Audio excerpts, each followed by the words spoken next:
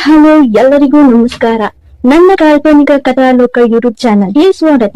ಇನ್ನು ಯಾರೆಲ್ಲ ಸಬ್ಸ್ಕ್ರೈಬ್ ಆಗಿದ್ದು ಬೇಗ ಸಬ್ಸ್ಕ್ರೈಬ್ ಆಗಿ, ಹಾಗೆ ಮುಂದಿನ ಅಪ್ಡೇಟ್ಸ್ ಗಳಿಗಾಗಿ ಬೆಲ್ ಐಕಾನ್ ಅನ್ನು ಒತ್ತುವುದು ಮರೆಯದು. ಇವತ್ತಿನ ಸಂಚಿಕೆಗೆ ಸ್ವಾಗತ. ತಮಗೆ ಯಾಕೆ ಈ ರೀತಿ ಸಮಸ್ಯೆ ತರ್ತೀರಾ ರಾಯರೇ? ಈ ಮದ್ವೆ ಇಷ್ಟ ಇಲ್ಲ ಅಂತ ಹೇಳೋದಾದ್ರೂ ಹೇಗೆ? ಅಪ್ಪ ಆ ರೀತಿ ಹೇಳಿದಾಗ ಕಾರಣ ಕೇಳ್ತಾರೆ. ಆ ಕಾರಣ ಕೊಡೋದಾದ್ರೂ ಏನಂತ? ಯಾಕೆ ಧನುಷ್ ಹಿಡಿಸ್ಲಿಲ್ಲ ಅಂತ ಕೇಳಿದ್ರೆ ಏನ್ ಹೇಳಲಿ? ಮೊದ್ಲೇ ಪ್ರಾಣ ಸ್ನೇಹಿತ ಅಂತೆಲ್ಲ ಹೇಳಿದ್ರು. ಅವ್ರ ಮೇಲೆ ಸಂಪೂರ್ಣ ನಂಬಿಕೆ ಇದೆ ಅಂತ ನೆಮ್ಮದಿಯಾಗಿದ್ರು. ನನ್ನೆಲ್ಲ ಕಂಡೀಷನ್ಸ್ ಒಪ್ಪಿ ಬಂದಿದ್ದಾರೆ ಅಂತಲೂ ಹೇಳಿದ್ರು. ಈಗ ನಾನು ಯಾವ ಕಾರಣ ಕೊಟ್ಟು ಈ ಮದ್ವೆ ಇಷ್ಟ ಇಲ್ಲ ಅನ್ನೋದು? ನನ್ಗಾಗಿ ಈ ಸಮಸ್ಯೆಗಳನ್ನ ತರ್ತೀರಾ ರಾಯರೇ? ಸಮಸ್ಯೆ ಕೊಡಬೇಡಿ, ಕಷ್ಟದಿಂದ ನನ್ನ ದೂರ ಮಾಡಿ ಅಂತ ಕೇಳ್ಕೊಳ್ತಿಲ್ಲ. ಆ ಸಮಸ್ಯೆನ ಎದುರಿಸೋ ಶಕ್ತಿ, ಕಷ್ಟಗಳನ್ನ ಮೆಟ್ಟಿ ನಿಲ್ಲುವ ಧೈರ್ಯ ಕೊಡಿ ಅಂತ ಕೇಳ್ತಿದ್ದೀನಿ. ಈಗ ನೀವೇ ದಾರಿ ತೋರಿಸ್ಬೇಕು ಎಂದು ತನ್ನಲ್ಲೇ ಹೇಳಿಕೊಂಡು ಕೆಳಗೆ ಬಂದಳು ಸಿರಿ. ಅಷ್ಟರಲ್ಲಿ ಲವಲವಿಕೆಯಿಂದ ಮಾತಾಡುತ್ತಿದ್ದ ಆರ್ಯ, ಸುಶೀಲ ಹಾಗೂ ರಮಣಕಾಂತ್ ಸಿರಿ ಬಂದಿದ್ದು ನೋಡಿ ಮಾತು ನಿಲ್ಲಿಸಿದ್ರು. ಅವಳ ಮೊಗದಲ್ಲಿ ಗಾಬರಿ ಇದ್ರು ಅದನ್ನ ಮರೆಮಾಚುವ ಹಾಗೆ ಸಣ್ಣ ನಗು ನೀಡಿ ರೂಮಿನತ್ತ ಸಾಗಿದ್ಲು. ಆದ್ರೂ ಅವಳಲ್ಲೇನೋ ಸಮಸ್ಯೆ ಆಗಿದೆ ಎಂದು ಲಕ್ಷ್ಮಿ ಆಂಟಿ ಒಬ್ಬರಿಗೆ ಅರಿವಾಗಿತ್ತು. ಕನ್ನಡಿ ಮುಂದೆ ಬಂದು ನಿಂತವಳು ಗಳಗಳನೆ ಅತ್ತಳು ಸಿರಿ. ಬಿಕ್ಕಿ ಬಿಕ್ಕಿ ಅತ್ತಿದ್ದು ನೋಡಿ, ಸಿರಿ ಏನಾಯ್ತು ಮಗಳೇ ಎಂದು ಬಹಳ ಪ್ರೀತಿಯಿಂದ ಕೇಳುತ್ತಾರೆ ಲಕ್ಷ್ಮಿ. ಅವರತ್ತ ನೋಡಿ ಹಾಗೆ ಅಪ್ಪಿದವಳು ಕೆಲ ಕ್ಷಣ ಹಾಗೆ ಅಳುತ್ತಿದ್ಲು. ಹೊರಗಡೆಯಿಂದ ಅಪ್ಪನ ಧ್ವನಿ, ಸಿರಿ ಬಾರಮ್ಮ ಹೊರಗೆ ಎಂದು ಕರೆದಾಗ, ಆಂಟಿ ನಾನು ಹೊರಗಡೆ ಹೋಗೋಕ್ಕಾಗಲ್ಲ, ಪ್ಲೀಸ್ ಹೆಲ್ಪ್ ಮಾಡಿ ಎಂದಳು. ಅವಳಿದ್ದ ಪರಿಸ್ಥಿತಿ ಅರಿತ ಲಕ್ಷ್ಮಿ, ಅಣ್ಣ ಹುಡುಗಿಗೆ ನಾಚಿಕೆ, ಇರ್ಲಿ ಬಿಡಿ ಇಲ್ಲೇ ಎಂದರು. ಅವರ ಮಾತು ಕೇಳಿಸಿಕೊಂಡ ಸುಶೀಲಾ, ಅಣ್ಣ ಇರ್ಲಿ ಬಿಡಿ, ಬೇಗ ಏನು ಅಂತ ಕೇಳಿ ಸುದ್ದಿ ತಿಳಿಸ್ತೀವಿ, ಆದಷ್ಟು ಬೇಗ ನೀವು ನಿಮ್ಮ ಉತ್ತರ ತಿಳಿಸಿ ಎಂದು ಹೋಗ್ ಬರ್ತೀವಿ ಕಣಮ್ಮ ಸಿರಿ ಎಂದರು. ಅವಳು ಅಲ್ಲಿಂದಲೇ ಹೂಗುಟ್ಟಿದ್ಲು. ಇತ್ತ ಅವಳ ಪರಿಸ್ಥಿತಿ ಅರಿತ ಧನುಷ್, ಸಾರಿ ಸಿರಿ ಅವರೇ, ಈಗ ಒಂಚೂರು ಬೇಸರ ಮಾಡ್ಕೋಬಹುದು ನೀವು, ಆದರೆ ಲೈಫ್ ಲಾಂಗ್ ಅನುಭವಿಸಲ್ಲ ನೋವು. ನಿಮಗೆ ಸರಿಯಾದ ಜೋಡಿ ನಾನಲ್ಲ, ನನ್ನ ಪ್ರೀತಿ ಯಾವತ್ತಿದ್ರೂ ನನ್ನ ಸನಾಗಷ್ಟೆ ಎಂದುಕೊಂಡು ಬಾಯ್ ಅಂಕಲ್ ಎಂದು ಕೈ ಮುಗಿದು ಹೋದ. ಅವರನ್ನ ಕಾರ್ ಹತ್ತಿಸಿ ಬಿಟ್ಟು ಬರಲು ರಮಣಕಾಂತ್ ಕೂಡ ಹೋದ್ರು. ಆಗ ಸಿರಿ ತಲೆ ಸಾವರಿಸುತ್ತಾ ಕೇಳುತ್ತಾರೆ ಲಕ್ಷ್ಮಿ, ಏನೇ ಆಯ್ತು ಸಿರಿ, ಯಾಕೆ ಇಷ್ಟು ಬೇಸರದಲ್ಲಿದ್ಯಾ? ಅಂಥದ್ದೇನ್ ಮಾತಾಡಿದ್ರೆ ಮೇಲೆ ಎಂದು ಪ್ರಶ್ನೆ ಮಾಡಿದಾಗ ನಡೆದದ್ದೆಲ್ಲ ಹೇಳುತ್ತಾಳೆ ಸಿರಿ. ಅವಳಿಗೂ ಈಗ ಯಾರ ಬಳಿಯಾದ್ರೂ ಎಲ್ಲವನ್ನೂ ಹೇಳಿಕೊಳ್ಳುವ ಮನವಾಗಿತ್ತು. ಹೀಗಾಗಿಯೇ ಎಲ್ಲವನ್ನೂ ಹೇಳಿದ್ಲು. ಅದನ್ನ ಕೇಳಿದವರಿಗೆ ಕೆಟ್ಟ ಕೋಪ ಬಂದಿತ್ತು. ಯಾರ ನಿನ್ ತಲೆ ಮೇಲೆ ಭಾರ ಹೊರೋದಕ್ಕೆ ಬಂದಿದ್ದೋ? ಇಷ್ಟವಿದ್ರೆ ಇಷ್ಟ ಅನ್ಬೇಕು, ಇಲ್ಲ ಅಂದ್ರೆ ಇಲ್ಲ ಅನ್ಬೇಕು. ಅದೆಲ್ಲ ಬಿಟ್ಟು ಕಪಿರಾಯನ್ ಹಾಕಿ ಕಪಿಚೇಷ್ಟೆ ತೋರಿಸಿ ಹೋಗಿದ್ದಾನೆ. ನೀನ್ ನೇರವಾಗಿ ಅವರೆಲ್ಲರ ಮುಂದೆ ಇರೋದನ್ನೇ ಬಂದು ಹೇಳೋದಲ್ವೇನೆ ಎಂದು ಸಿಡುಕುತ್ತಾ ನೋಡಿದ್ರು. ಅವರಿಗೆ ಸಿರಿ ಮೇಲೆ ತುಂಬಾ ನಂಬಿಕೆ, ಪ್ರೀತಿ ಇತ್ತಲ್ವಾ, ಅದಕ್ಕೆ ಸ್ವಂತ ಮಗಳಿಗೆ ಏನೋ ಆದ ಹಾಗೆ ಭಾವಿಸಿ ಕೋಪದಲ್ಲಿ ಮಾತಾಡಿದ್ರು. ಆದ್ರೆ ಆಂಟಿ, ಅವತ್ತು ಮದನ್ನಿಂದ ಕಾಪಾಡಿದ್ದು ಅವರೇ. ಅವತ್ತು ಅವ್ರೇನಾದ್ರೂ ಕಾಪಾಡಿಲ್ಲ ಅಂದಿದ್ರೆ ಇಷ್ಟು ಹೊತ್ತಿಗೆ ನನ್ನ ಬಾಳು ಸೂತ್ರವಿಲ್ಲದ ಗಾಳಿಪಟದ ಹಾಗೆ ಹಾರ್ ಹೋಗ್ತಿತ್ತು. ಆ ಕೃತಜ್ಞತೆ ಇದ್ದ ಕಾರಣ ಸುಮ್ಮನೆ ಆದೆ. ಅದಲ್ಲದೆ ಧನುಷ್ ಅವರು ಇದೆಲ್ಲ ಕಾಟಾಚಾರಕ್ಕೆ ಮಾಡಿರಲ್ಲ, ಅವರು ಯಾವುದೋ ಸಂದಿಗ್ಧ ಪರಿಸ್ಥಿತಿಯಲ್ಲಿರ್ತಾರೆ ಅಂತ ನನ್ನ ಮನಸ್ಸು ಹೇಳ್ತಿದೆ, ಅದಕ್ಕೆ ಕಟ್ಟು ಬಿದ್ದೆ ಎಂದಳು. ಆದ್ರೂ ಈಗ ಏನೇ ಹೇಳ್ತೀಯಾ, ನಿಮ್ಮಪ್ಪ ಕೇಳಿದ್ರೆ ಎಂದು ಕೇಳಿದಾಗ, ಗೊತ್ತಾಗ್ತಾ ಇಲ್ಲ ಆಂಟಿ, ಯಾಕೋ ತುಂಬಾ ಭಯ ಆಗ್ತಿದೆ. ನನ್ನ ಬದುಕು ಎಲ್ಲಿ ಯಾವ ದಡ ಸೇರುತ್ತೋ ಸ್ಪಷ್ಟತೆ ಸಿಗ್ತಾ ಇಲ್ಲ, ಒಂಥರ ಹಿಂಸೆ ಆಗ್ತಿದೆ ಆಂಟಿ ಎಂದಳು. ಅವಳ ಪರಿಸ್ಥಿತಿಗೆ ಏನ್ ಹೇಳ್ಬೇಕೋ ಅವರಿಗೂ ತಿಳಿಲಿಲ್ಲ. ಮತ್ತೇನು ಹೇಳುವ ಮುನ್ನವೇ ಅವರ ಗಂಡ ಬಂದ ಗಾಡಿ ಶಬ್ದ ಕಿವಿಗೆ ಬಿದ್ದಿತ್ತು. ಆತ ಮನೆಗೆ ಬಂದಾಗ ಅವರು ಮನೆಯಲ್ಲಿಲ್ಲ ಅಂದ್ರೆ ಕೆಟ್ಟ ಕೋಪ ಮಾಡ್ಕೊಳ್ತಾನೆ ಎಂದು ಹೆದರಿ ಸಿಗ್ತೀನಿ ಕಣೆ ಎಂದು ಓಡಿದ್ರು. ಈಕೆಗೆ ಅವರಿಂದ ಕೂಡ ಸಾಂತ್ವನ ಸಿಗ್ಲಿಲ್ಲ. ನೊಂದವಳು ಮತ್ತೆ ಕುಸಿದು ಕೂತಳು. ಹಾಗೆ ತನ್ನ ಸ್ನೇಹಿತನನ್ನ ಕಳುಹಿಸಿ ಬಂದವರು, ಸಿರಿ, ಅಮ್ಮ ಸಿರಿ ಎಂದು ಕರೆಯುತ್ತಾರೆ ರಮಣಕಾಂತ್. ಅವಳಿಗೆ ತಿಳಿಯಿತು ಈಗ ಅಭಿಪ್ರಾಯ ಕೇಳುವುದಕ್ಕೆ ಕರೆದಿರುತ್ತಾರೆ ಎಂದು. ಇಷ್ಟು ಹೊತ್ತು ಧನುಷ್ ಮೇಲೆ ಯಾವ ಕಾರಣ ಕೊಟ್ಟು ಮದ್ವೆ ಬೇಡ ಅನ್ನಲಿ ಎಂದು ಆಲೋಚಿಸುತ್ತಿದ್ದವಳಿಗೆ ಕಾರಣ ಸಿಗದಾಗಿ ಹೊರಗಡೆ ಬಂದಳು. ಮಗಳನ್ನ ನೋಡಿ, ನೀನೆಲ್ಲ ಕಂಡೀಷನ್ಸ್ ಆ ಹುಡುಗ ಒಪ್ಪಿದಾನಮ್ಮ, ಅವ್ರ ತಂದೆ ತಾಯಿ ಕೂಡ. ಅವರಿಗೋ ಹೆಣ್ಮಕ್ಳು ಬೇರೆ ಇಲ್ವಲ್ಲ, ಬರೋ ಸೊಸೆಯನ್ನ ಸ್ವಂತ ಮಗಳ ಹಾಗೆ ನೋಡ್ಕೊಳ್ಳುವ ಆಸೆ. ಒಳ್ಳೆ ಗುಣವಂತರು, ಹೆಚ್ಚಾಗಿ ಜೋರು ಮಾಡುವ ಕುಟುಂಬ ಅಲ್ಲ, ಮಾತಿನಲ್ಲಿ ನಯ ವಿನಯ. ಅಷ್ಟು ಸಿರಿವಂತರಾದ್ರೂ ಅಹಂ ಇಲ್ಲ. ಒಬ್ನೇ ಮಗ ಅಂತ ತುಂಬಾ ಪ್ರೀತಿಯಿಂದ ಬೆಳೆಸಿದ್ದಾರೆ. ಒಳ್ಳೆ ಹುಡುಗಿ ಸಿಕ್ಕರೆ ಆ ಮನೆಯಲ್ಲಿ ರಾಣಿಯಾಗಿರುತ್ತಾಳೆ ಅನ್ನೋದ್ರಲ್ಲಿ ಅನುಮಾನ ಇಲ್ಲ. ಈ 3 ಹೊತ್ತಿನ ಅನ್ನಕ್ಕಾಗಿ ನೋವು, ಬರಿಗಾಲಲ್ಲಿ ಓಡಾಡುವ ಪಾಡು, ಬಯಸಿದ್ದು ತೆಗೆದುಕೊಳ್ಳದೆ ಕಣ್ಣಲ್ಲೇ ಆಸೆ ಪಟ್ಟು ಅನುಭವಿಸುವ ಕಷ್ಟ, ತನ್ನಿಷ್ಟವನ್ನ ಕಟ್ಟಿಟ್ಟು ಬದುಕುವ ಹಿಂಸೆ ಇನ್ಯಾವುದು ನಿಂಗಿರಲ್ಲ ಮಗಳೇ. ಒಳ್ಳೆ ಅತ್ತೆ ಮಾವ, ನೋಡಲು ಎಷ್ಟು ಸುಂದರವಾಗಿದ್ದಾರೋ ಅಷ್ಟೇ ಒಳ್ಳೆ ಮನಸ್ಸಿರೋ ಗಂಡ ಸಿಗ್ತಾನೆ. ಇನ್ ಮುಂದೆ ನಿನ್ನ ಆಸೆಗಳು ಯಾವುವೂ ಸಾಯೋದಿಲ್ಲ ಮಗಳೇ. ನಿನ್ನ ಆಸೆಗಳನ್ನ ಕೆಟ್ಟ ಕನಸುಗಳಂತೆ ಮರೆಯುವ ಅವಶ್ಯಕತೆ ಇರೋದಿಲ್ಲ. ನನಗೂ ನನ್ನ ಮಗಳು ನೆಮ್ಮದಿಯಾಗಿದ್ದಾಳೆ ಅನ್ನೋ ತೃಪ್ತಿ, ನೆಮ್ಮದಿ, ಸಂತೋಷ ಇರುತ್ತೆ ಎಂದು ಅವರು ಹೇಳುವಾಗ ಅವಳ ಎದೆಯಲ್ಲಿ ಬೆಂಕಿ ಹಾಕಿದ ಅನುಭವ ಆಗ್ತಿತ್ತು. ಅಪ್ಪನ ಆಸೆ ಕನಸುಗಳನ್ನ ಈಗ ನುಚ್ಚು ನೂರು ಮಾಡ್ಬೇಕಲ್ಲ ಅಂತ ಹಿಂಸೆ ಆಯಿತು. ತಮ್ಮ ಮನದಲ್ಲಿದ್ದ ಎಲ್ಲ ಮಾತುಗಳನ್ನ ಒದರಿ ಅವಳ ಕಡೆಗೆ ನೋಡುತ್ತಾ, ನಿಂಗೆ ಹುಡುಗ ಹಿಡಿಸಿದ್ದಾನೆ ಅಲ್ವಾ ಮಗಳೇ ಎಂದು ಕಡೆಯ ಪ್ರಶ್ನೆ ಕೇಳಿದ್ರು. ಕೆಲ ಕ್ಷಣ ಹಾಗೆ ನಿಂತಳು. ಹೇಳಮ್ಮ ಸಿರಿ, ನಿಂಗೆ ಹುಡುಗ ಇಷ್ಟ ಆದ ಅಲ್ವಾ ಮಗಳೇ ಎಂದು ಮತ್ತೆ ಕೇಳಿದಾಗ ಕೊಂಚ ಧೈರ್ಯ ತಂದುಕೊಂಡು, ಇಲ್ಲ ಅಪ್ಪ ಎಂದಳು. ನಗುಮೊಗದಲ್ಲಿ ಅವಳ ಉತ್ತರ ಹೌದು ಎಂದು ಬರುತ್ತೆ ಎನ್ನುವ ನಿರೀಕ್ಷೆಯಲ್ಲಿದ್ದ ರಮಣಕಾಂತ್ ಅವರ ಮೊಗ ಹಾಗೆ ಇಳಿಯಿತು. ಇಲ್ಲಪ್ಪ, ನನ್ಗೆ ಈ ಸಂಬಂಧ ಇಷ್ಟ ಇಲ್ಲ ಎಂದಳು. ಹಾಗೇಳುವಾಗ ಅವಳ ಮನಸ್ಸಿಗೂ ಘಾಸಿಯಾಗಿತ್ತು. ಅಪ್ಪನಿಗೆ ಎಷ್ಟು ನೋವಾಗಬಹುದು ಎನ್ನುವ ಅಂದಾಜಿತ್ತು. ಆದರೆ ಬೇರೆ ದಾರಿ ಇರಲಿಲ್ಲ. ಅವಳ ಮಾತು ಕೇಳಿ ಹಾಗೆ ಕೋಲಿಡಿದು ಎದ್ದು ನಿಂತವರು, ಯಾಕೆ ಎಂದು ಕೇಳದೆ, ನಾನು ಭಜನೆ ಮುಗಿಸ್ಕೊಂಡು ಬರ್ತೀನಮ್ಮ ಎಂದು ಹೊರಗಡೆ ಹೋದ್ರು. ಅವರಿಗೆ ಬೇಸರವಾದಾಗೆಲ್ಲ ಅವರು ರಾತ್ರಿ ಹೊತ್ತು ನಡೆಯುವ ಭಜನೆಗಳಲ್ಲಿ ಭಾಗವಹಿಸೋದು ಅಥವಾ ದೇವಸ್ಥಾನಕ್ಕೆ ಹೋಗಿ ಪ್ರಾರ್ಥನೆ ಮಾಡಿ ಬರುವುದೇ ಅಭ್ಯಾಸವೆಂದು ಅರಿತವಳು ಸರಿಯಪ್ಪ ಎನ್ನುವಂತೆ ತಲೆ ಆಡಿಸಿದ್ಲು. ಹಾಗೆ ಮೇಲಿದ್ದ ರೂಮಿಗೆ ಹೋಗಿ ಬಟ್ಟೆ ಬದಲಿಸಿ ಬರೋಣವೆಂದು ಬಟ್ಟೆ ತೆಗೆದುಕೊಂಡು ಹೋದಳು. ಯಾರನ್ನಾದರೂ ಬಾಚಿ ತಬ್ಬಿ ಸಾಂತ್ವನ ಪಡೆಯುವ ಮನಸ್ಸಿದ ಹುಡುಗಿಗೆ. ಆದರೆ ಯಾರು ಅವಳಿಗೆ ಹೆಗಲು ಕೊಟ್ಟಾರು? ಅಮ್ಮ ಇಲ್ಲದ ತಬ್ಬಲಿ ಎಂದು ಈ ರೀತಿಯ ಕೆಲ ಸಮಯದಲ್ಲಿ ಅವಳ ಮನಸ್ಸಲ್ಲಿ ಕಾಡುತ್ತೆ. ಮನೆಗೆ ಹಿಂತಿರುಗಿದ ದಂಪತಿಗಳಿಗೆ ಸಿರಿ ತುಂಬಾ ಹಿಡಿಸ್ಬಿಟ್ಟಿದ್ಲು. ಅವಳ ಮುದ್ದು ಮೊಗ ಅವರಿಗೆ ಬಹಳ ಪ್ರಿಯವಾಗಿತ್ತು. ಹಾಗೆ ಅವರಪ್ಪ ಅವಳ ಬಗ್ಗೆ ಹೇಳ್ಕೊಂಡ ಹೆಮ್ಮೆಯ ಮಾತುಗಳು ಕೇಳಿ ಸಂಪೂರ್ಣ ಒಪ್ಪಿಗೆ ನೀಡಿದ್ರು. ಆದರೆ ಮಗನ ಉತ್ತರ, ಅದೇ ಅವರ ಮೊದಲ ಆದ್ಯತೆಯಾಗಿದ್ದ ಕಾರಣ ರೂಮಿಗೆ ಹೋಗುತ್ತಿದ್ದ ಧನುಷ್ನ, ವಸಿ ಬಾರೋ ಇಲ್ಲಿ ಎಂದು ಕರೆದರು ಅಮ್ಮ.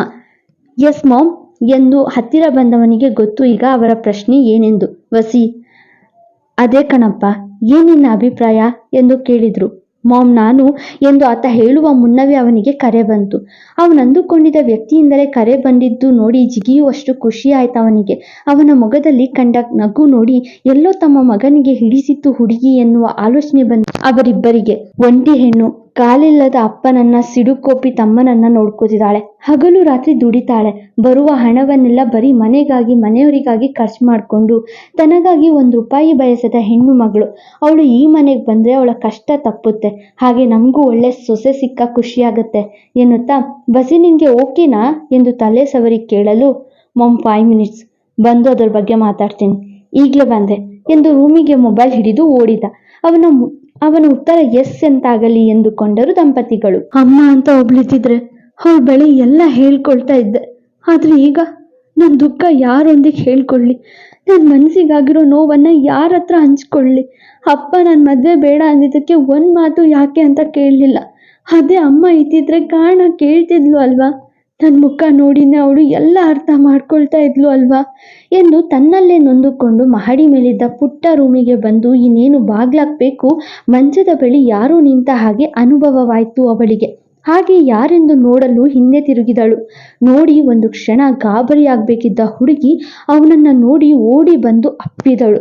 ಅದೇನನಿಸಿತ್ತೋ ಅವನನ್ನು ಅಪ್ಪಿದಲ್ಲದೆ, ಸರ್ ನನಗೆ ತುಂಬಾ ಬೇಜಾರಾಗ್ತಿದೆ ಸರ್, ತುಂಬಾ ನೋವಾಗ್ತಿದೆ, ದೊಡ್ಡ ಸಮಸ್ಯೆಗೆ ಸಿಕ್ಬಿಟ್ಟಿದ್ದೀನಿ ಸರ್, ಯಾರ ಬಳಿ ಹೇಳ್ಕೊಳಕ್ಕಾಗದ ಹಿಂಸೆ ಆಗ್ತಿದೆ, ದಾರಿ ಕಾಣದ ಸ್ಥಿತಿಯಲ್ಲಿದ್ದೀನಿ, ಅಪ್ಪನಿಗೂ ಇಂದು ನೋವು ಮಾಡಿಬಿಟ್ಟೆ ಸರ್, ಅವ್ರ ಮನಸ್ಸಿಗೂ ಘಾಸಿಯಾಗೋ ಹಾಗೆ ಮಾತಾಡ್ಬಿಟ್ಟೆ ಎಂದು ಅವನ ಭುಜವೆಲ್ಲ ಅಳುವಿನಿಂದ ಒದ್ದೆಯಾಗುವಂತೆ ಬಿಕ್ಕಿ ಬಿಕ್ಕಿ ಅತ್ತಳು.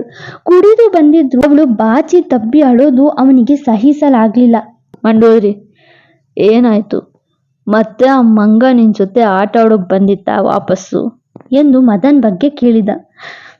ಇಲ್ಲ ಸರ್ ಎಂದವಳಿನ್ನೂ ಅಪ್ಪಿದ್ದಾಳೆ. ಮತ್ತೆ ಇನ್ಯಾವ ಕಪ್ಪಿ ನಿಂಗೆ ತೊಂದರೆ ಮಾಡ್ತಿದೆ ಅಂತ ಹೇಳು, ಅವನಿಗೆ ಒಂದೇ ಸತಿ ಯಮನನ್ನ ಮೀಟ್ ಮಾಡಿಸ್ತೀನಿ ಎಂದ. ಅದು ಎಂದು ಬಾಯಿ ತೆರೆದವಳಿಗೆ ಧನುಷ್ ಹಾಗೂ ವಿರಾಜ್ ಅಣ್ಣ ತಮ್ಮ ಎನ್ನುವ ನೆನಪಾಯ್ತು. ಹಾಗೆ ಅವನಿಂದ ದೂರ ಸರಿದು ಬೆನ್ನಾಗಿ ನಿಂತಳು. ಅವಳ ಮುಂದೆ ಬಂದು, ಧನುನ ಅದ್ಯಾರು ಮಂಡೋದ್ರಿ? ಅಡ್ಡ ಸೀದ ಕಚಕ್ ಕಿಚಕ್ ಅಂತ ಕಮಕ್ ಕಿಮಿಕ್ ಅನ್ನೋದ ಮೇಲೆ ಕೊಟಕ್ ಅನ್ನಿಸ್ಬಿಡ್ತೀನಿ ಎಂದ ಕೈಯನ್ನು ಅಡ್ಡ ಸೀದಾ ಕೊಚ್ಚುವ ಹಾಗೆ ಸನ್ನೆ ಮಾಡಿ. ಅವಳಿಗೆ ನಗು ಬಂದಿತ್ತು. ಒಂದು ಕ್ಷಣ ವಾಸ್ತವ ಮರೆತಂತೆ ನಿಂತಿದ್ದ ಹುಡುಗಿಗೆ ಎಚ್ಚರಿಕೆಯಾಗಿ ಅವನ ವಿಚಿತ್ರ ಮಾತುಗಳಿಂದ ಅವನಿಲ್ಲಿ ಏನ್ ಮಾಡ್ತಿದ್ದಾನೆ ಎನ್ನುವ ಅನುಮಾನ ಬಂತು. ಸರ್ ನೀವಾ ಎಂದು ಗಾಬರಿಯಾದಾಗ ಅವಳ ಕಡೆಗೆ ನೋಡಿದವನು ಓ ನಾನೇ ಎನ್ನುತ್ತಾ ಅವಳ ಕಡೆಗೆ ಹೆಜ್ಜೆಯಾಗಲು ಆರಂಭಿಸಿದ. ಅವನ ಅಂಕು ಡೊಂಕಿನ ನಡಿಗೆಯಲ್ಲೇ ಆತ ಫುಲ್ ಕುಡಿದು ಬಂದಿದ್ದ ಎನ್ನುವುದು ಸ್ಪಷ್ಟವಾಗಿತ್ತು ಅವಳಿಗೆ. ಅದಲ್ಲದೆ ಈ ಸಮಯದಲ್ಲಿ ಯಾಕೆ ಬಂದ? ಮೊದ್ಲೇ ಅಲ್ಲೇನೂ ಸರಿ ಇಲ್ಲ. ಈಗ ಈತನನ್ನ ಅಪ್ಪ ಅಥವಾ ತಮ್ಮ ನೋಡಿದ್ರೆ ಎನ್ನುವ ಭಯವಾಯಿತು ಅವಳಿಗೆ. ಸರ್ ಇಲ್ಲಿಗೆ ಯಾಕೆ ಬಂದ್ರಿ ಎಂದು ಆಕೆ ಗಾಬರಿಯಲ್ಲಿ ಕೇಳುವಾಗ ಹೌದು ನಾನ್ಯಾಕೆ ಇಲ್ಲಿಗೆ ಬಂದೆ ಎಂದು ಗಲ್ಲದ ಮೇಲೆ ಬೆರಳಿಟ್ಟುಕೊಂಡು ಆಲೋಚಿಸಿ ಇಡೀ ರೂಮ್ ದಿಟ್ಟಿಸಿ ಮುದ್ದಾಗಿ ಕಾಣುತ್ತಿದ್ದ ಅವಳನ್ನ ಗಮನಿಸಿ ಅದೇ ಚಿನ್ನ, ನಾನು ಕೊಡಿಸಿರೋ ಸೀರೆ ನೀನ್ ಹೇಗ್ ಕಾಣಿಸ್ತಿದ್ಯಾ ಅಂತ ಹೇಳೋಕ್ ಬಂದೆ ಎಂದ. ಅವನೇ ಕೊಡಿಸಿದ್ದ ನೆವಿ ಬ್ಲೂ ಸೀರೆ ಹಾಕಿದ್ದವಳನ್ನು ನೋಡಿ ಹೇಳಿದ್ದನು ಹುಡುಗ. ಅದು ಬೇಡ ಅಂದ್ರೂ ಹೊಸ ಸೀರೆ ಅಂತ ಲಕ್ಷ್ಮಿ ಆಂಟಿ ಎಂದು ಆಕೆ ಮುಂದೆ ಏನೋ ಹೇಳುವ ಮುನ್ನವೇ ಚಿನ್ನ ಕೆಚಪ್ ಹಾಕ್ಬೇಡ, ಐ ಕ್ಯಾನ್ ಸ್ಮೆಲ್ ಇಟ್ ಎಂದು ಜೋರಾಗಿ ನಗುವಾಗ ಆ ನಗು ಸದ್ದು ಬಾರದಿರಲಿ ಎಂದು ಅವನ ಬಾಯಿ ಮುಚ್ಚಿದಳು. ಇಬ್ಬರ ಕಣ್ಣುಗಳು ಮಿಲನವಾಯಿತು. ಇಬ್ಬರಿಗೂ ಒಬ್ಬರ ಮೇಲೊಬ್ಬರಿಗೆ ಗೊತ್ತಾಗದೆಯೂ ನವಿರಾದ ಭಾವನೆಗಳು ಉದ್ಭವಿಸಿತ್ತು. ಬೇಡವೆಂದರೂ ಇಬ್ಬರು ಸನಿಹಕ್ಕೆ ಬಂದಾಗ ಇಬ್ಬರ ಹೃದಯದ ಬಡಿತವು ಹತೋಟಿಗೆ ತಲುಪುತ್ತಿತ್ತು. ಆದರೂ ಈಗ ಅವಳಿದ್ದ ಪರಿಸ್ಥಿತಿಗೆ, ಇದ್ದ ಜಾಗಕ್ಕೆ ಹೆದರಿದ ಸಿರಿ ಹಾಗೆ ಕೊಂಚ ದೂರ ಸರಿಬೇಕು. ಅವಳ ನಡು ಬೆಳೆಸಿದ ವಿರಾಜ್. ಅವನ ಅಚಾನಕ್ ಸ್ಪರ್ಶ ಅವಳ ಮೈರೋಮವನ್ನೆಲ್ಲ ಅಳುಗಾಡಿಸಿತು. ಜೋರಾಯಿತು ಅವಳ ಉಸಿರಾಟ. ಆತನು ಕುಡ್ದಿಲ್ಲ ಎಂದಿದ್ರೆ ಅವನಿಗೆ ಅದೇ ಅನುಭವ ಆಗ್ತಿತ್ತೋ ಏನೋ. ಆದರೆ ಕುಡಿದಿದ್ದ ಕಾರಣ ಧೈರ್ಯ ತುಪ್ಪಟ್ಟಾಗಿತ್ತು. ಅವನ ಮನಸ್ಸು ಅವನ ಹಿಡಿತದಲ್ಲಿರಲಿಲ್ಲ. ಸರ್ ಬಿಡಿ ನನ್ನ ಎಂದು ಬಿಡಿಸಿಕೊಳ್ಳಲು ಸಾಹಸ ಮಾಡುವಾಗ ನಿಜ ಹೇಳ ಯಾಕೆ ಬಂದೆ ಅಂತ ಎಂದು ಕೇಳಿದ. ತಕ್ಷಣ ಹೇಳಿ ಎನ್ನುವಂತೆ ತಲೆ ಆಡಿಸಿದ್ಲು. I missed you Mandodari, I really missed you ಎಂದ. ಪ್ರಜ್ಞೆ ಇದ್ದಾಗ ಮನಸ್ಸಿನ ಮಾತೊಪ್ಪದೆ ಅದೆಷ್ಟು ಅಡ್ಡದಾರಿ ಹಿಡಿದು ಗುದ್ದಾಡುವ ಹಾಗೆ ಮಾತಾಡುತ್ತಿದ್ದ. ಪ್ರಜ್ಞೆ ಇಲ್ಲದೆ ಈಗ ನೇರವಾಗಿ ಅದೆಷ್ಟು ಬೇಗ ನಾನಿನ್ನ ಮಿಸ್ ಮಾಡ್ಕೊಂಡೆ ಎಂದ್ಬಿಟ್ಟಿದ್ದ. ಅವಳಿಗಂತೂ ಆ ಮಾತು ಕೇಳಿ ಒಂಥರ ಖುಷಿಯಾಗಿತ್ತು. ಆದ್ರೂ ನಿಜಾನ ಎನ್ನುವ ಅನುಮಾನ. ನಿಜವಾಗ್ಲೂ ಎಂದು ಮತ್ತೆ ಕೇಳಿದಾಗ 1 ಗಂಟೆಗಿಂತ ಹೆಚ್ಚು ಯಾರನ್ನು ನೋಡ್ತಾ ಇರಲಿಲ್ಲ ಈ ಲಂಕಾಧಿಪತಿ. ಈಗ 1 ದಿನದಲ್ಲಿ ಅರ್ಧ ದಿವಸ ನಿನ್ನ ನೋಡ್ದೆ ನೆನೆದೆ ಇರೋಕೆ ಆಗ್ಲಿಲ್ಲ. ಪ್ಲೀಸ್ ನನ್ಗೆ ಯಾವ ಮಾಟ ಮಾಡಿಸಿದ್ಯಾ ಹೇಳೆ. ನಿಮ್ಮ ವಂಶದ ಮಾಂತ್ರಿಕ ಯಾರು ಅಂತ ಅಡ್ರೆಸ್ ಕೊಡೆ, ಇಲ್ಲ ಈ ರೋಗಕ್ಕೆ ಔಷಧಿ ಕೊಡೆ ಎಂದು ಮನದಲ್ಲಿದ್ದ ಮಾತು ನೇರವಾಗಿ ನುಡಿಯುತ್ತಾ ಅವಳ ತುಟಿ ಹಿಡಿದು ತನ್ನ ಬಳಿ ಎಳೆದುಕೊಂಡ. ನಶೆಯಲ್ಲೂ ಅವನ ವಾಕ್ಚಾತುರ್ಯ ಕಿಂಚಿತ್ತೂ ಬದಲಾಗಿಲ್ಲ. ಏನೇ ಹೇಳಿದ್ರೂ ಅವನದೇ ಸ್ಟೈಲ್ನಲ್ಲಿ ಹೇಳ್ತಾನೆ. ಆ ಮಾತಿಗೆ ಅವರಿಗೆ ಸಣ್ಣ ನಗು ಮೂಡಿತ್ತು. ನಾನು ಮಾಟ ಮಂತ್ರ ಮಾಡಿಸಿದ್ದೀನ ಎಂದು ನಕ್ಕಳು. ನಗುತ್ತಿದ್ದವಳನ್ನ ನೋಡ್ತಾ ಇನ್ನಷ್ಟು ಕೆಟ್ಟನು ಹುಡುಗ. ಹಾಗೆ ಅವಳನ್ನ ಎದೆಗೊತ್ತಿಕೊಳ್ಳುವ ಹಾಗೆ ಎಳೆದುಕೊಂಡು ಮಂಡೋದ್ರಿ, ಸೀರೆಯಲ್ಲಿ ಸಿಕ್ಕಾಪಟ್ಟೆ ತಲೆ ಕೆಡಿಸ್ತಿದ್ಯಾ. ದಿನೇ ಹಾಳಾಗ್ತಿದ್ದೀನಿ ನಾನು. ಹೇಳು, ಯಾವಾಗ ನಿಂಬೆಹಣ್ಣು ಕುಂಬಳಕಾಯಿ ಹುಡಿಸ್ದೆ ನನ್ನ ಹೆಸರಲ್ಲಿ ಎಂದು ಮೆಲ್ಲಗೆ ಅವಳನ್ನೇ ದಿಟ್ಟಿಸುತ್ತಾ ಹೇಳುತ್ತಿದ್ದಾನೆ. ಅವನ ಮಾತುಗಳನ್ನು ಅಷ್ಟೇ ಲಕ್ಷ್ಯ ಕೊಟ್ಟು ಕೇಳ್ತಿದ್ದಾಳೆ ಸಿರಿ. ಈಗ ಇಷ್ಟೊಂದು ಸ್ಮೈಲ್ ಮಾಡ್ತಾ ಇನ್ನೂ ಹಾಳು ಮಾಡ್ತಿದ್ಯಾ ನನ್ನ ಎನ್ನುತ್ತಾ ಅವಳ ತುಟಿ ಹಿಡಿದು ಪ್ಲೀಸ್ ಈ ತುಟಿನ ಒಂದೇ ಒಂದ್ಸಲ ನನ್ನ ತುಟಿಯಿಂದ ಮುಟ್ಲಾ, ನೇರವಾಗಿ ಕಿಸ್ ಮಾಡ್ಲಾ ಎನ್ನುವ ಬದಲು ತುಟಿಯಿಂದ ತುಟಿ ಮುಟ್ಟಲ ಎಂದು ಕೇಳಿದವನ ನೋಡಿ ಗಾಬರಿಯಾದಳು. ಹಾಗೆ ಅವಳ ಪಿಂಕ್ ತುಟಿ ಕಡೆಗೆ ವಾಲುತ್ತಾ ಇನ್ನೇನು ಮುತ್ತಿಡಬೇಕು. ಅವಳಿಗಿದೆಲ್ಲ ಸರಿ ಅನ್ನಿಸ್ಲಿಲ್ಲ. ತಕ್ಷಣ ದೂರ ತಳ್ಳಿದಳು. ಹೆಚ್ಚು ಕಮ್ಮಿ ನಿಲ್ಲಲು ಗಾಸಿ ಪಡ್ತಿದ್ದವನು ಅದೇ ಪುಟ್ಟ ಮಂಚದ ಮೇಲೆ ಬಿದ್ದ. ಏನ್ ಸರ್ ಇದಲ್ಲ ಎಂದು ಬೆನ್ನು ಹಾಕಿ ನಿಂತಳು. ಹಗ್ಲು ರಾತ್ರಿ ಬಂದು ನೀನೇ ಕೊಡ್ತೀಯಲ್ಲೇ, ಈಗ ನಾನು ಕೊಟ್ರೆ ತಪ್ಪ. ಹುಡುಗಿರಂದ್ರೆ ಡೇಂಜರ್ ಅಪ್ಪೋ, ಹುಷಾರಾಗಿರಪ್ಪೋ ಅಂತ ಅದಕ್ಕೆ ಹಾಡಾಡಿರ್ಬೇಕು. ಆಟೋ ಲಾರಿ ಹಿಂದೆ ಹೋದ್ರೆ ಆಕ್ಸಿಡೆಂಟ್ ಆಗುತ್ತೆ ಅನ್ನೋ ಸಣ್ಣ ಸುಳಿವಿರುತ್ತೆ. ಈ ಹುಡುಗಿರ ಹಿಂದೆ ಹೋದ್ರೆ ಆಕ್ಸಿಡೆಂಟ್ ಆಗಿ ಪ್ರಾಣ ಹೋದ್ಮೇಲೆ ನಮ್ ದಾರಿ ತಪ್ಪಾಗಿತ್ತು ಅಂತ ತಿಳಿಯುತ್ತೆ. ಏನ್ ಮಾಡೋಣ ಗುರು, ಎಂದು ಬಾಯಿಗೆ ಬಂದಿದ್ದು ಹೇಳುತ್ತಿದ್ದ ವಿರಾಜ್ ಬಿಟ್ರೆ ಇನ್ನಷ್ಟು ಮಾತಾಡ್ತಾನೆ ಅಂತ ತಿಳಿದವಳು ಅವನ ಬಳಿ ಬಂದು, ಸರ್ ಕುಡ್ದು ಬಂದಿದ್ದೀರಾ, ಪ್ಲೀಸ್ ಇಲ್ಲಿಂದ ಹೋಗಿ, ಅಪ್ಪ ನೋಡಿದ್ರೆ ಕಷ್ಟ ಎಂದು ಆಕೆ ಹೇಳುವಾಗ ಅವಳ ನಡು ಬಳಸಿ, ಕೇಳಿದ್ದು ಕೊಡು, ಹೋಗ್ತೀನಿ ಎಂದ. ಪ್ಲೀಸ್ ಸರ್, ಅಪ್ಪ ಅಥವಾ ತಮ್ಮ ಬಂದ್ರೆ ತಪ್ಪಾಗಿ ತಿಳ್ಕೊಳ್ತಾರೆ, ಅದು ಅಲ್ಲದೆ ಕುಡ್ದು ಬಂದಿದ್ದೀರಾ, ಇಲ್ಲಿಂದ ಹೋಗಿ ಸರ್ ಎಂದು ಆಕೆ ಕೇಳ್ತಿದ್ರು ಬಿಡ್ದೆ, ಎಷ್ಟು ಬೇಗ ಕೊಡ್ತೀಯೋ ಅಷ್ಟು ಬೇಗ ಹೋಗ್ತಾನೆ ಬೀರು ಎನ್ನುತ್ತಾ ಸಣ್ಣ ಹಠ ಹಿಡಿದು ಪುಟ್ಟ ಮಂಚದ ಮೇಲೆ ಕುಳಿತ. ರಾಯರ ಗುಡಿಯಲ್ಲಿ ಭಜನೆ ನೋಡ್ತಾ ಕೂತಿದ್ದವರ ಮನಸ್ಸಲ್ಲಿ ಹಲವಾರು ಪ್ರಶ್ನೆಗಳು.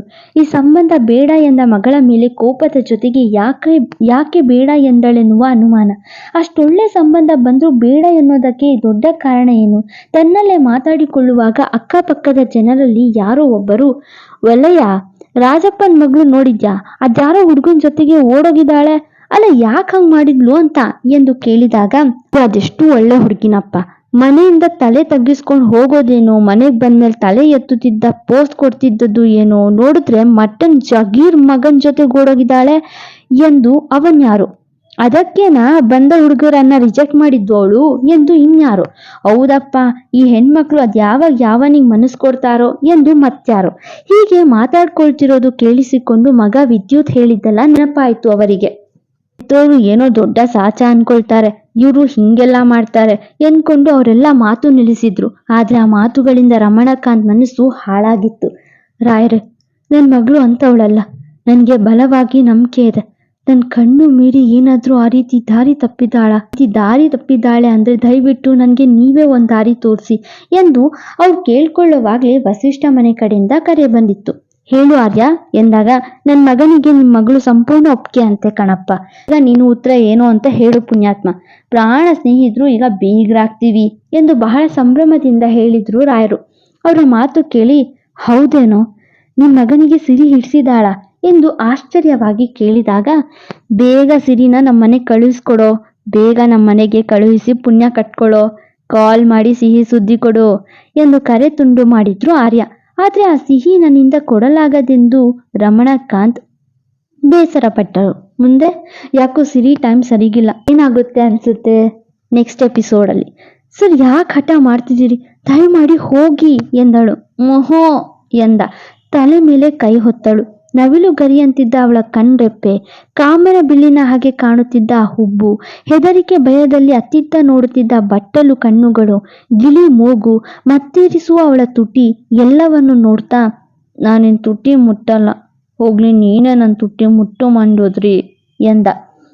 ನಿಮ್ಮ ಅಭಿಪ್ರಾಯ ಹೇಳೋದು ಮರಿಬೇಡಿ. ಎಂದಿನಂತೆ ತಮ್ಮ ಪ್ರೋತ್ಸಾಹಕ್ಕೆ ಧನ್ಯವಾದಗಳು. Thank you. ಸಿಗುವ. ಶೇರ್ ಕಮೆಂಟ್ ಮಾಡೋದು ಮರೆಯದಿರಿ.